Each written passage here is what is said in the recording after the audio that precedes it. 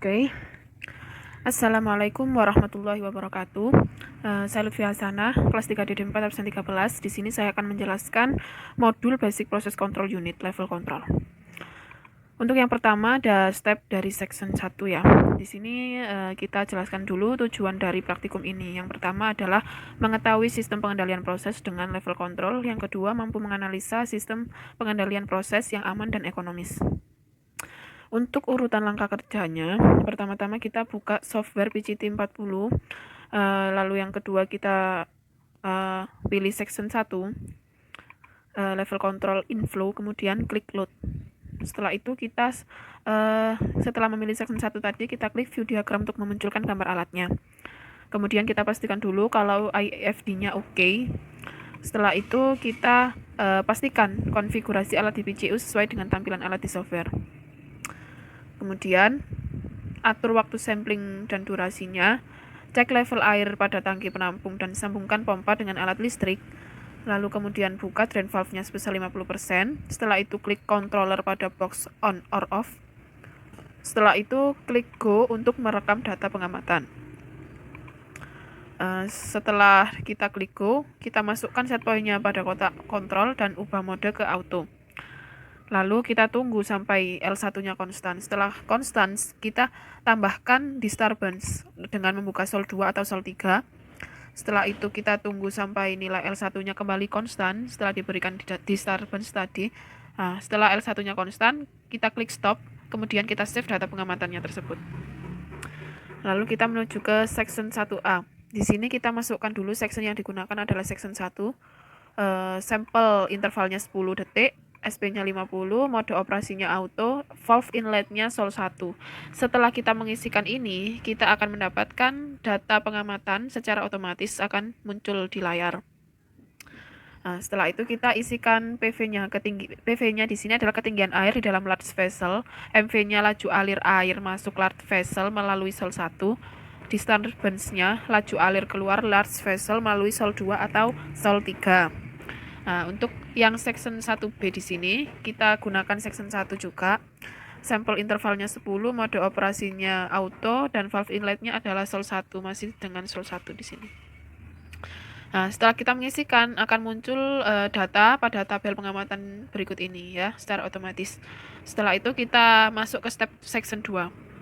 Nah, urutan langkah kerjanya sama ya. Pertama-tama kita buka software PCT-nya, lalu kemudian kita pilih section 2. Setelah kita pilih section 2, kita klik view diagram untuk memunculkan gambar alatnya. Lalu setelah itu kita pastikan IFD-nya oke. Lalu kita pastikan juga konfigurasi alat BPCU-nya sesuai dengan tampilan alat di software. Nah, kemudian kita atur waktu sampling dan durasinya. Setelah itu kita buka drain valve-nya 50%. Dan kita klik go untuk merekam data pengamatan. Setelah itu kita masukkan set point-nya pada kotak kontrol dan ubah ke auto juga. Lalu setelah itu kita tunggu sampai nilai L1-nya konstan. Nah, setelah konstan, kita berikan disturbance dengan membuka sol 2. Nah, setelah itu kita tunggu lagi sampai nilai L1-nya konstan setelah diberikan disturbance. Setelah itu baru kita klik stop, kemudian save data pengamatannya tersebut. Nah, untuk section 2 sama, kita masukkan dulu ini section yang digunakan adalah section 2. Sampel intervalnya 10 detik, SP-nya 50, mode operasi auto. Nah, di sini yang membedakan adalah valve inlet-nya. Valve inlet-nya di section 2 ini adalah menggunakan PSV ya. Setelah kita mengisikan berikut, kita akan memperoleh data pengamatan secara otomatis. Nah, setelah itu kita klikkan di sini PV-nya apa? PV di sini adalah ketinggian air di dalam large vessel. MV-nya adalah laju alir air masuk large vessel melalui PSV. Disturbance-nya laju alir air keluar large vessel melalui sol 2 atau sol 3. Nah, setelah itu kita masuk ke step section 3. Section 3 di sini kita buka PCT 40-nya, kemudian kita pilih section 3 level control outflow ya. Di sini sudah outflow. Nah, kemudian kita setelah memilih section 3, kita klik view diagramnya. Kemudian kita pastikan IFD-nya oke. Sini. Terus kemudian kita pastikan konfigurasi alat BPCU-nya juga sesuai dengan tampilan alat di software. Kemudian setelah itu kita atur waktu sampling dan durasi samplingnya. Kemudian kita buka drain valve-nya 50%. Lalu setelah itu masukkan set point-nya. Nah, kemudian kita klik go untuk merekam data pengamatan.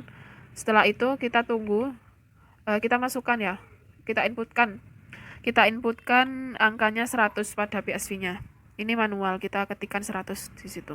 Setelah itu kita tunggu sampai nilai L1-nya konstan. Setelah konstan, kita coba beri disturbance pada sol 3. Setelah kita beri disturbance, kita tunggu sampai nilai L1-nya konstan. Setelah diberikan disturbance tersebut, kemudian kita klik stop dan save data pengamatan. Kemudian setelah itu masuk ke section 3. Di sini kita juga menginputkan section yang digunakan adalah section 3, sampel intervalnya 10, SP-nya 50, mode operasi auto, valve inlet-nya tetap PSV, valve MV. Manipulated variabelnya ini adalah sol 2. Nah, di sini setelah kita memasukkan parameter ini, kita akan memperoleh data pada tabel pengamatan secara otomatis seperti tampilan di jendela ini. Kemudian setelah itu kita tentukan PV-nya, yaitu di sini adalah ketinggian air dalam large vessel, MV-nya laju alir air keluar dari large vessel melalui sol 2, disturbance-nya laju alir air keluar dari large vessel melalui sol 3. Setelah itu kita masuk ke section 4. Nah, di sini langkah kerjanya kita buka software PCT 40, kemudian kita pilih section 4 ya, lever control outflow. Di sini outflow. Setelah itu kita klik view diagram untuk memunculkan gambar alat. Lalu kita pastikan AFD-nya oke. Setelah itu konfigurasi alat VBCU juga oke. Lalu kita atur waktu samplingnya dan durasi sampling.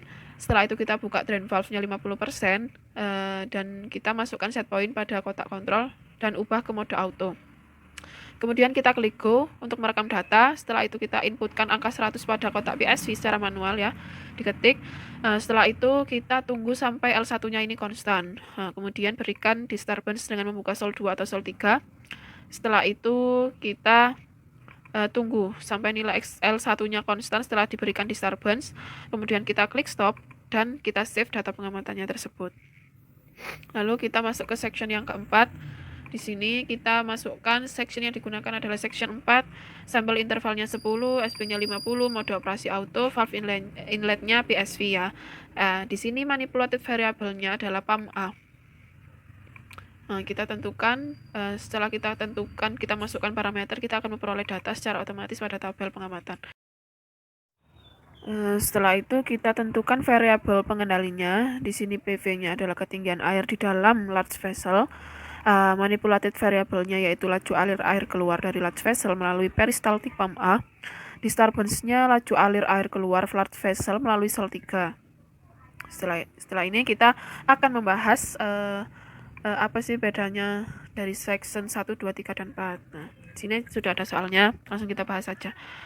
Yang pertama yaitu bandingkan proses pengendalian antara penetapan set point dan float level switch serta differential level switch, analisa cara kerjanya. Nah, di set point yaitu set point adalah nilai yang diinginkan atau nilai yang telah ditetapkan. Float level switch dan differential level switch memiliki cara kerja yang sama, yaitu sensor akan membaca dan melakukan pengukuran terhadap PV. Hasil pengukuran oleh sensor diteruskan menuju transmitter untuk menjadi sinyal standar yang bisa dibaca oleh komputer. Sinyal standar tersebut diteruskan ke controller untuk dibandingkan dengan SP untuk menentukan errornya. Float level switch akan terus menyala selama air masih belum sesuai dengan SP atau air belum menyentuh float switch-nya. Lalu ketika air sudah menyentuh float switch, maka sol 1 atau PSV akan diperintahkan berhenti oleh controller. Sedangkan differential level switch, ketika air disuplai, air akan berhenti ketika menyentuh besi yang paling pendek. Jadi ketika air menyentuh besi yang paling pendek, maka sol 1 atau PSV akan dibuat 0 oleh software atau oleh controller. Kemudian air akan turun sampai air benar-benar tidak menyentuh besi panjang maupun pendek. Maka baru nanti sol 1 atau PSV akan menyala kembali sampai air menyentuh besi paling pendek lagi. Proses tersebut akan terus berulang selama differential level switch diaktifkan. Untuk soal nomor 2, kita bandingkan efisiensi atau efektivitas sol 1 dan PSV sebagai MV. Berdasarkan grafik hubungan antara level dan elapsed time sol 1 dan PSV sebagai MV-nya, dapat dilihat bahwa SP yang dicapai di PSV mencapai kondisi steady state lebih cepat daripada sol 1 ya. Kesimpulannya PSV lebih efektif untuk digunakan daripada sol 1. Nah, di sini sol 1-nya ini yang biru kan. Sol 1 yang biru lah ini penurunannya terlalu tajam ya. Berarti dia itu lambat kerjanya. menerima sinyalnya itu lambat.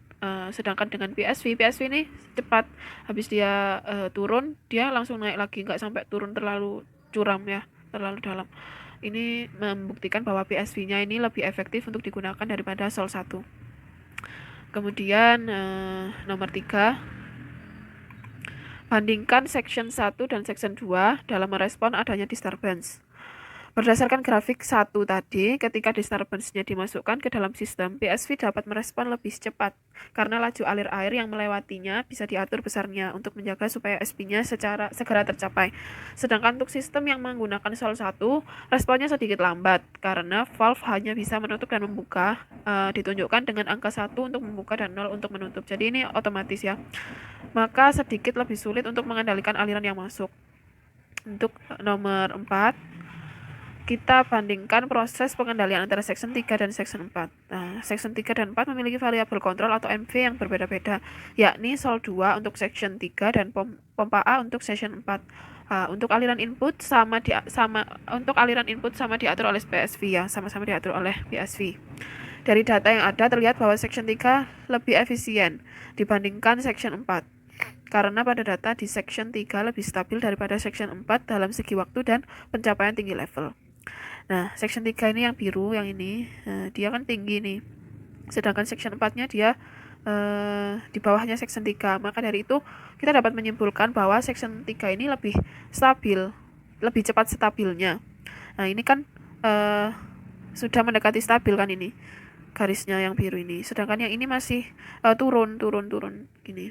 Jadi, kita menyimpulkan bahwa section 3 ini lebih stabil daripada section 4 dalam segi waktu dan juga tinggi levelnya.